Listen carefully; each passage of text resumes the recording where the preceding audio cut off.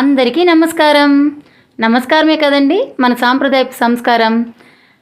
కల్కితో కబుర్లు, సరదాగా కాసేపు. Like, share and subscribe. Hi అండి. ఇప్పుడు మనం లేత లేత సొరకాయతో కర్రీ చేసుకుందామండి. శనగకాయ పప్పులు ఆల్రెడీ నేను నైటే నానబెట్టేసుకున్నాను ఫ్రెష్గా అవుతాయి అనేసి. ఇప్పుడు మనం దీన్ని పీల్ చేసుకొని కట్ చేసుకుందాము.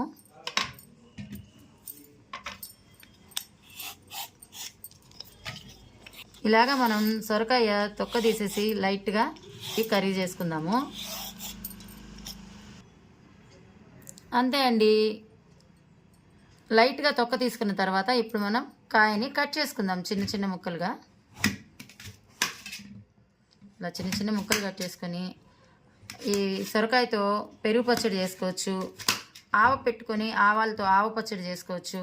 ఇప్పుడు మనం శనగకాయ పప్పులతో కర్రీ చేసుకుందామండి. హాఫ్ వచ్చి ఆవు పచ్చడి పెట్టుకుందాం. దీంతో ఇప్పుడు మనం కర్రీ చేసుకుందాం.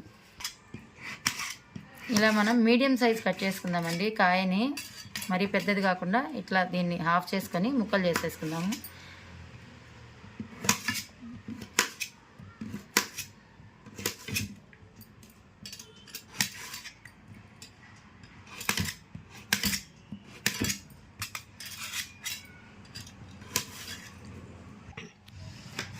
మనం సొరకాయ ముక్కలన్నీ కట్ చేసుకునేసాము.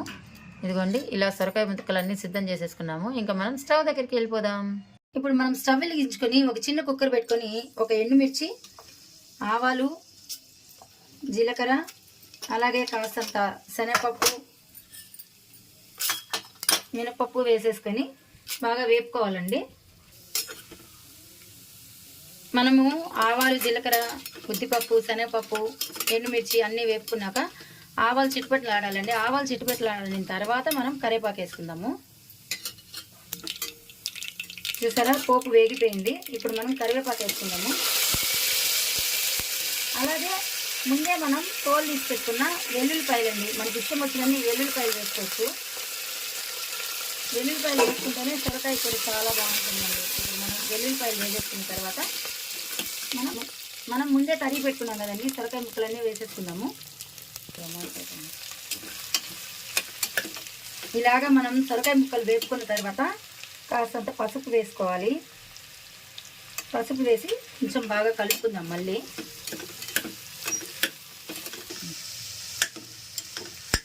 ఇలాగా పసుపు వేసి ఒక్క నిమిషం తర్వాత మనం ఉదయాన్నే చేసుకోవాలంటే ముందు రోజు నైటే ఈ శనగకాయ పప్పులన్నీ నీళ్ళలో నానబెట్టుకోవాలండి. ఈ నానబెట్టుకున్న శనగకాయ పప్పులన్నీ సొరకాయలో వేసుకోవాలి.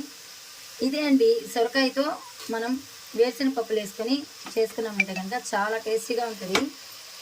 హెల్దీ కూడా అండి. మనము ఇందులో డీప్ ఫ్రైలు అలాంటివి ఏమీ లేకుండా కాయలతోటి, సొరకాయ బాగా వాటర్ ఉంటుంది కాబట్టి మనకి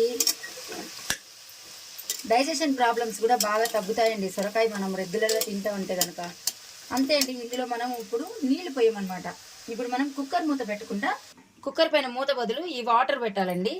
ఇలా వాటర్ పెట్టామంటే కనుక ఈ ఆవిరి నీళ్ళే సొరకాయకు ఉడికిపోతుంది. తీసేపటి తర్వాత సాల్ట్ వేసుకుందాం. ఇదిగోండి, మనం పైన ఆవిరికి పెట్టుకునే నీళ్లు కూడా బాగా బుడగలు వస్తున్నాయి చూసారా, బాగా బబుల్స్ వచ్చాయి. ఈ టైంలో మనం ఈ సొరకాయ వాటర్ని తీసేసుకుందాం. పక్కకు తీసేసుకొని సొరకాయ చూద్దాం.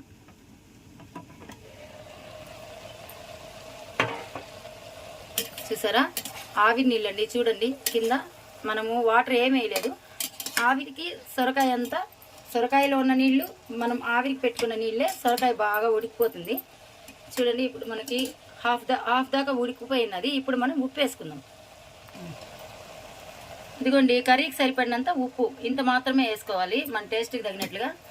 హాఫ్ ఉడికిపోయింది కాబట్టి ఈ స్టేజ్లో మనం ఉప్పు వేసుకొని కలిపేసుకొని మళ్ళీ అలాగే ఆవిరి నీళ్ళు పెట్టేసుకోవాలండి. ఆ ఆవిరిలో మిగతా సొరకాయ కూడా బాగా ఉడికిపోతుంది. మనకి ముందే ఉంచుకున్న శనగకాయ పప్పులు కూడా బాగా ఉడికిపోతాయి. మళ్ళీ ఆవిరి నీళ్ళు పెట్టేసుకొని కొద్దిసేపు ఉడికిద్దాం. ఇదిగోండి, ఇంకొకసారి సొరకాయ చూసుకుందాము. చూసారా, వాటర్ ఇంకా అట్టే ఉన్నాయి చూడండి సొరకాయలో. ఇప్పుడు మనం సొరకాయ, తెల్లగడ్డలు, పప్పులు అన్నీ ఉడికిపోయాయండి. చివరిలో మనం కారం వేసుకొని ఒక 2 మినిట్స్ ఉడికించుకుందాము. మన టేస్ట్కి సరిపడా కారం వేసుకోవాలి. కారం వేసి కలిపేసిన తర్వాత మళ్ళీ ఒకసారి నీళ్ళున్న గిన్నె మూత పెట్టేసుకుందాం. ఇలా బాగా కారం సొరకాయకి పట్టేటట్టుగా కలిపేసుకొని ఒక్క 2 మినిట్స్ అలాగే మూత పెట్టేసుకొని స్టవ్ ఆఫ్ చేసుకునేసి ఒక సొరకాయ కర్రీ రెడీ. సొరకాయ ఎలా ఉందో చూద్దామండి. ఆహా, గుమ్మగుమ్మలాడుతూ సొరకాయ కర్రీ రెడీ అయిపోయింది. శనగకాయ పప్పులు, తెల్లగడ్డలు, సొరకాయ ముక్కలు చాలా టేస్టీగా ఉంటుందండి. గుమ్మగుమ్మలాడుతోంది. అంతే అండి. ఇప్పుడు మనం స్టవ్ ఆఫ్ చేసుకునేసి సర్వింగ్ బౌల్లో తీసుకొని సర్వ్ చేసుకుందాం.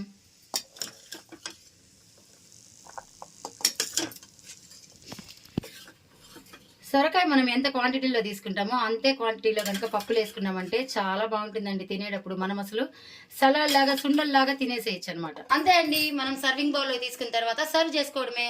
సొరకాయ శనగకాయ పప్పులతో కూడా సొరకాయ కర్రీ రెడీ అయిపోయింది. టేస్టీగా అందరూ ఎంజాయ్ చేయండి. మీకు ఈ వీడియో కనుక నచ్చినట్లయితే కల్కితో కబుర్లు ఛానల్ని లైక్ చేయండి, షేర్ చేయండి, సబ్స్క్రైబ్ చేసుకోండి.